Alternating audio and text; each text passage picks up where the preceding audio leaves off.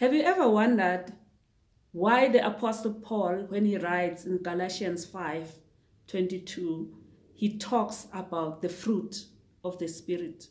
The fruit, not the fruits, not the vegetables, but the fruit of the Spirit. Welcome to this YouTube channel, The Anchor for the Soul. My name is Coley. I guess you wonder to say why today I am going into this topic. I'd like to just give you a background because I think it will help you understand that sometimes I have topics that I sometimes feel I should not be delving into. Maybe because they challenge me as well, but I find them sitting on my lap, so I have to look into them. The last time we spoke, we were talking about hypertension. And during that time, I did mention, I think at the end of one of the recordings, I wrote and said, discipline, discipline, discipline.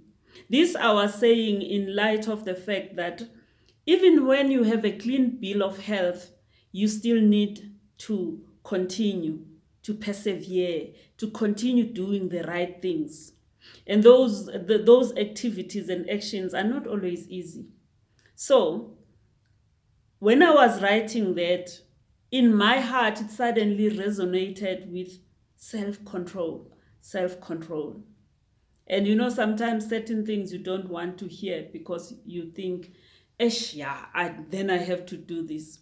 But when that happened, I realized that for me to continue on this journey, I need discipline.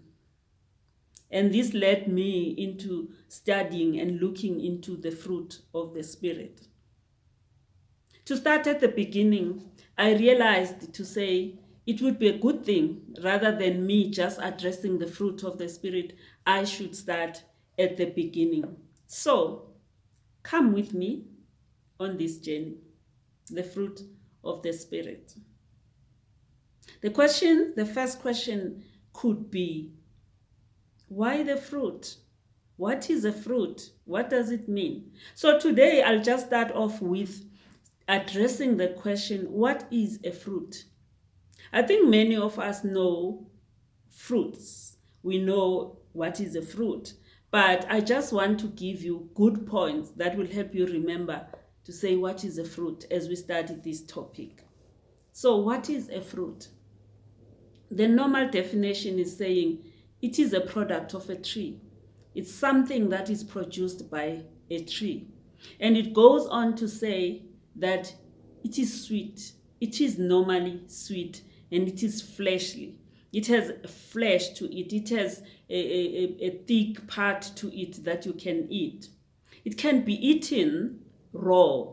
It can be eaten in its raw form. It doesn't have to be cooked. And it contains seed within the fleshly part. That is the definition of the fruit. And this definition helps us differentiate from fruit from vegetables. So now, let us go into it a bit more. The question will be, what differentiates the fruit? Here is this definition. What is the definition for a vegetable?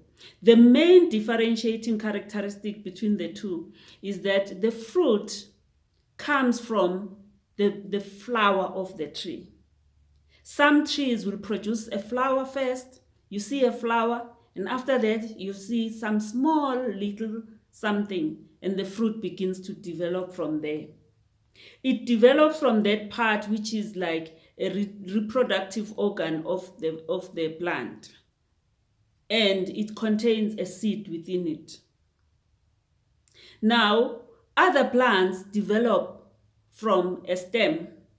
Let's take celery. Celery is a stem. It's a vegetable. We eat a stem. And then there are other things that we eat leaves, like spinach. It's a leaf.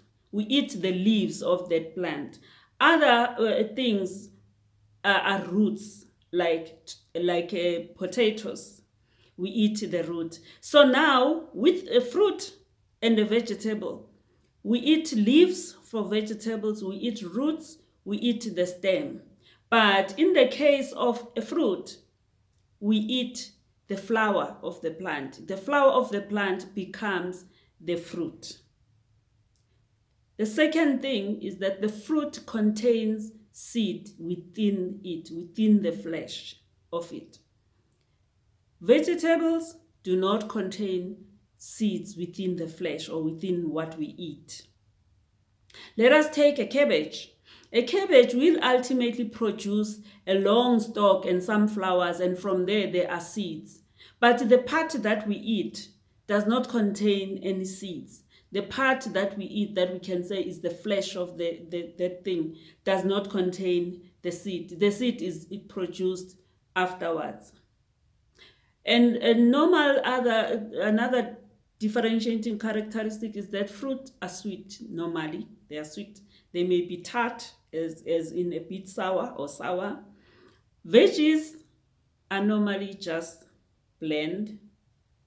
We might say they don't have a specific taste. They do have a taste, but they may also be said to be savory. So now, these are the differentiating characteristics between the veggies and the fruit. There may be many others. For instance, fruit do not grow flat on the ground. They do not touch the ground. They are normal, even grapes, for instance, we have to lift them up such that they are standing up. They do not touch the ground. If they touch the ground, they have a tendency to rot. So the veggies are normally on the ground. They are normally touching the ground. It's not a serious characteristic, but somebody else might say also, why are you giving us all these differentiating characteristics? I would like us that as we continue, you remember this, because there is a reason why the Apostle Paul says it is the fruit.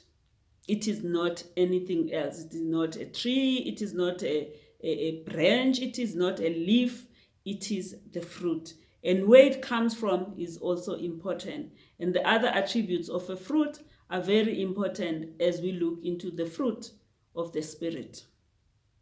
One last thing as I conclude. There is an expression that we all use, that we use normally. We say, the fruit of his labor.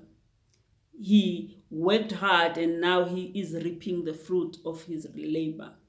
Now, this is saying that he is now seeing the good results of what he was working on.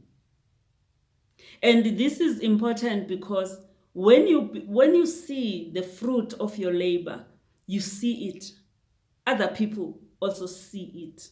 The fruit of your labor becomes clear. You've been working, you've been doing something in the background, in the hidden parts. But when it becomes the fruit, it is seen.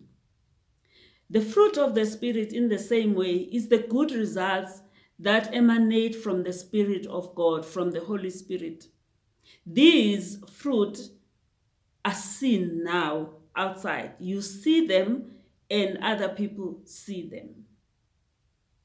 Now, okay, we are at the end of today's coaching or teaching, but we will go deeper into the characteristics. In the second episode, we'll talk again about the characteristics of the Holy Spirit, of the fruit of the Holy Spirit.